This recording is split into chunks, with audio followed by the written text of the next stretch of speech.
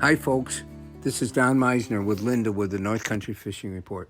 You know, Linda, when we talked about the sports shows that we have done, one of the things that I never mentioned to people that was really kind of critical to us is we noticed that there's a lot of different organizations that are dealing with the veterans and military people.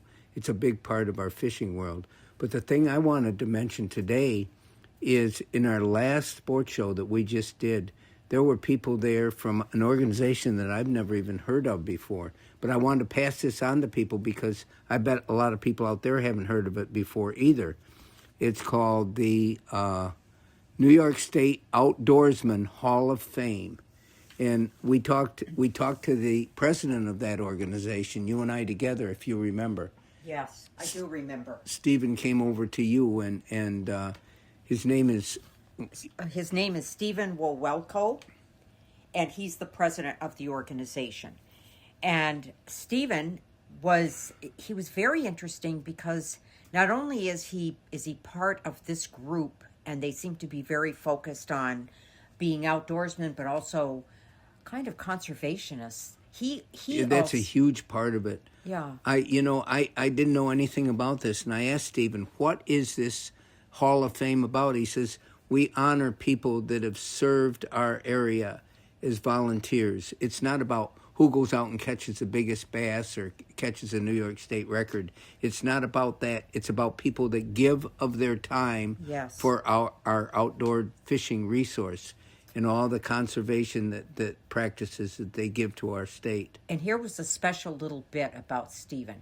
He was very much into fishing and hunting, and he had shared, he was talking to us about different things that he did with food that he harvested, like the northern pike that have the little Y bones. The pickerel.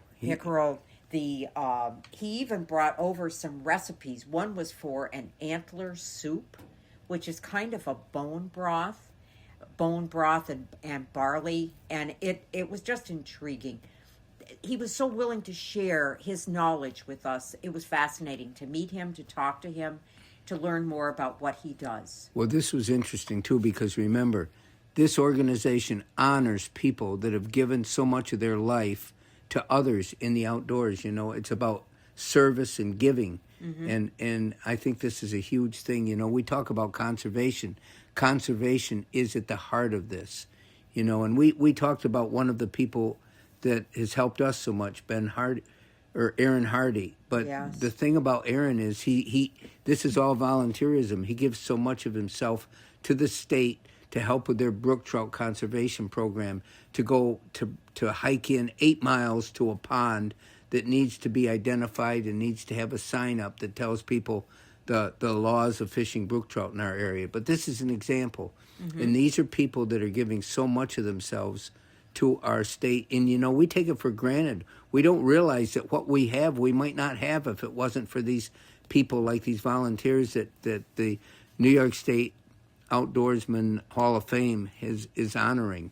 So I think this is important that we're at least aware of this. At least we know that an organization to honor the people that make this possible for us is in existence here. And if we get more information on this in the future, we'll pass it on because I think this is really important. And we could also use the fishmessina.com site to post those wonderful recipes that Stephen provided. Well, I can't say I would make them, but someone might. The interesting thing here is that he's utilizing all, you know, I think of my childhood, and I've said it so much, is that I think I provided food for our family and all the elements of outdoor hunting and fishing. And he's kind of taking the same thing to a much, I wouldn't have known any of these recipes. He came up to us, he's talking about all the bones that are in a pickerel. But he said what he does is, he was talking to you. Yes. People will come up and they'll talk to you sometimes more than me. Well, he has, in this recipe, he has some ingredients that actually help the bones to dissolve so that you're getting the calcium from the bones, but you're also not afraid of eating the fish because you might choke. That becomes a non-problem. Well, an awful lot of people, they sort of laugh when they hear me saying that I think northern pike are the greatest eating fish of all freshwater fish. Yes. And this makes it possible for you to eat them. But we'll pass on that recipe. Some people might really want to hear about it. Mm-hmm. Until, It'll be fun. Until next time, folks, this is Don and Linda with the North Country Fishing Report.